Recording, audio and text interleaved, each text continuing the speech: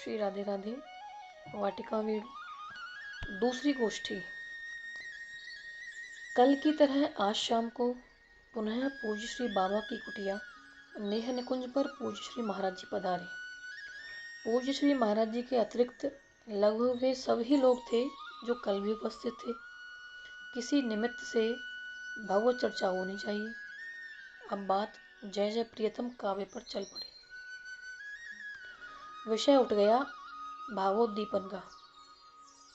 पूज्य श्री बाबा को जय जय प्रियतम काव्य की रचना का उद्दीपन व्रज में ही मिला था।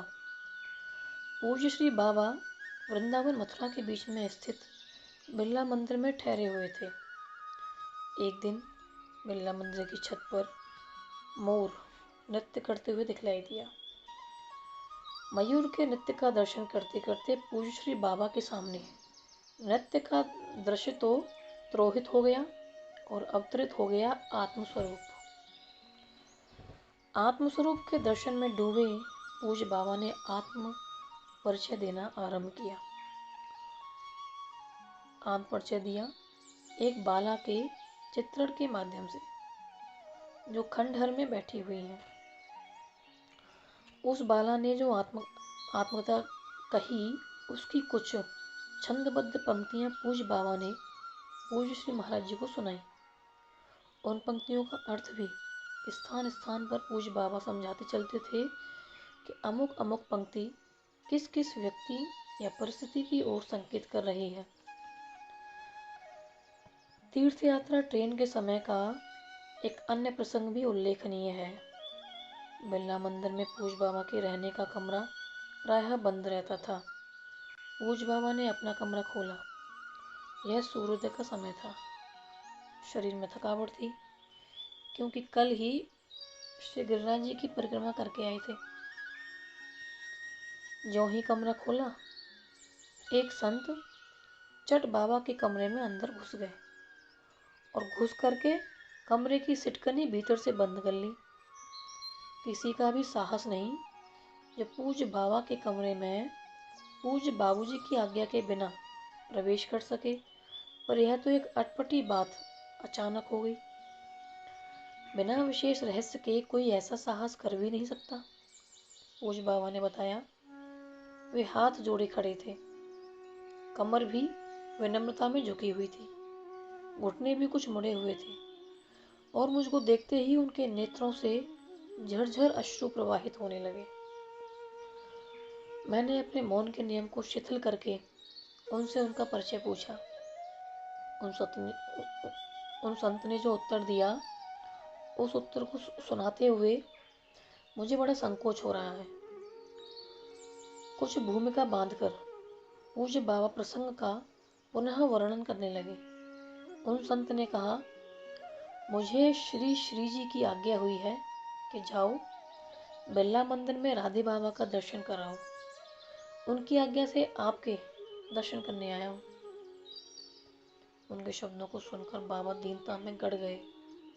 फिर बाबा ने पूछा आपकी क्या सेवा करूं? उन्होंने कहा बस आपका दर्शन मिल गया, अब और कुछ नहीं चाहिए। श्री श्री जी के आदेश अनुसार आए और आना सार्थक हो गया। पूज्य बाबा ने पूछा आप बाहर कब से खड़े हैं? उन संत ने बताया लगभग 2-2.5 घंटे से खड़ा हूँ। पूज्य बाबा फिर उन संत के बारे में बताने लगे। वे संत मेरे पास लगभग आधा घंटा रहे होंगे। वे मुझे प्रेम के प्रवाह में बहाए ले जा रहे थे। मेरे अनुरोध पर उन्होंने अपने जीवन के कतिपय अनुभव सुनाए तथा बरसाने के एक प्रछन्न गृहस्थ संत का परिचय दिया। अति दीनता पूर्वक बोलते हुए उन्होंने कहा बरसाने के श्री मोहिनी श्याम जी नाम के एक गृहस्थ हैं जो बड़े गुप्त हैं, पर वे हैं श्री श्री जी के परम कृपा पात्र, प्रेम में सदा छके रहने वाले संत। बाह्य लक्षण ऐसे बना रखे हैं कि कोई उनको पहचान न सके। यदि संभव हो तो आप उनके दर्शन करें। विभोर स्वर में पूज्य बाबा कहने लगे उस समय मेरे आनंद की सीमा नहीं थी। उनके चले जाने पर मैंने श्री कृष्ण जी को उनके पास भेजा। तीर्थ यात्रा ट्रेन में होने के कारण अब इतना समय नहीं था कि मैं जा सकूं। अतः श्री कृष्ण जी को भेजा, साथ में भेजा इस ठाकुर श्री घनश्याम जी बाबा को। श्री कृष्ण जी से मैंने कहा था कि उनके यहाँ से थोड़ी भिक्षा ले आना। मैंने उनको श्री डालमिया जी की मोटर कार दिलवा दी थी और वे लोग दर्शन करके साथ में भिक्षा भी लाए थे। उनके कमरे में सिनेमा एक्ट्रेस की कई फोटो टंगी थी। जूते पहने रजाई ओढ़े सोए थे। देखने में सिर्री से लगते थे। कोई भी नहीं कह सकता था कि वे एक उच्च कोटि के संत भी होंगे। अब पूज्य बाबा पुनः उन संत प्रवर की बात बताने लगे जो कमरे में घुस आए थे। पूज्य बाबा ने कहा, मैं चाहता था कि वे मेरे पास और अधिक समय तक रहें, पर वे जाने के लिए बहुत उत्सुक हो रहे थे। इसके बाद वे मेरे कमरे से बाहर निकले। वे किधर जाते हैं, मैं इसे देखने के लिए छत पर गया। मैंने देखा कि वे भावोन्मत्त दशा में हाथ ऊपर किए वृंदावन की ओर तीव्र गति से चले जा रहे हैं। उनके चलने की गति को भागना ही कहना चाहिए। उन संत ने न तो अपना परिचय दिया और न फिर बाद में वे कभी मुझसे मिले। जय जय प्रियतम काव्य की चर्चा पुनः आरंभ करते हुए पूज्य बाबा ने कहा, प्रियतम काव्य की रचना का आरंभ हुआ बिरला मंदिर में। वैसे काव्य रचना का सर्वप्रथम प्रस्फुटन राजस्थान के दौरों पर हुआ। रतनगढ़ में जब श्री पोद्दार महाराज के साथ टहलने जाता था तो कई बार रेत के ढेरों पर अर्थात टीलों पर बैठ जाया करता था। वहीं बैठे बैठे अंतर के भाव कविता की पंक्ति में पहले पहल ढले थे।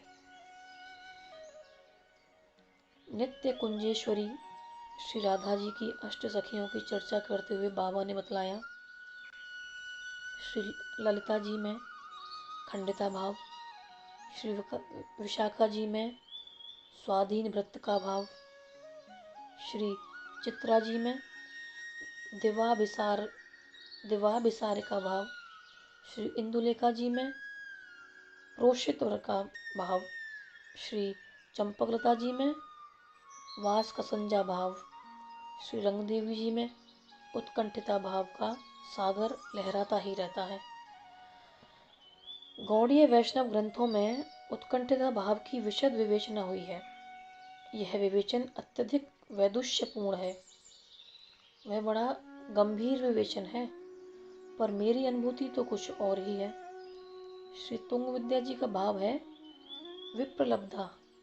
विप्रलब्धा भाव का सागर तथा उत्कंठिता भाव का सागर, ये दोनों सागर जब खूब लहराएं और उन दोनों सागरों का जो सम्मिलन बिंदु हो, उसका प्रतीक है श्री रंग देवी जी।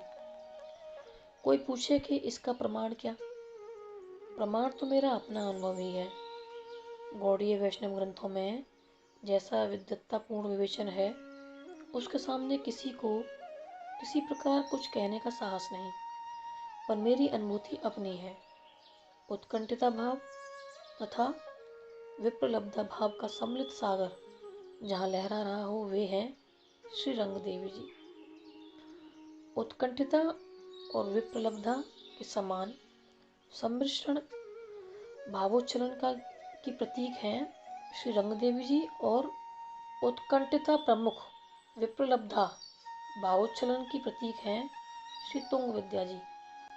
जय जय श्री राधे।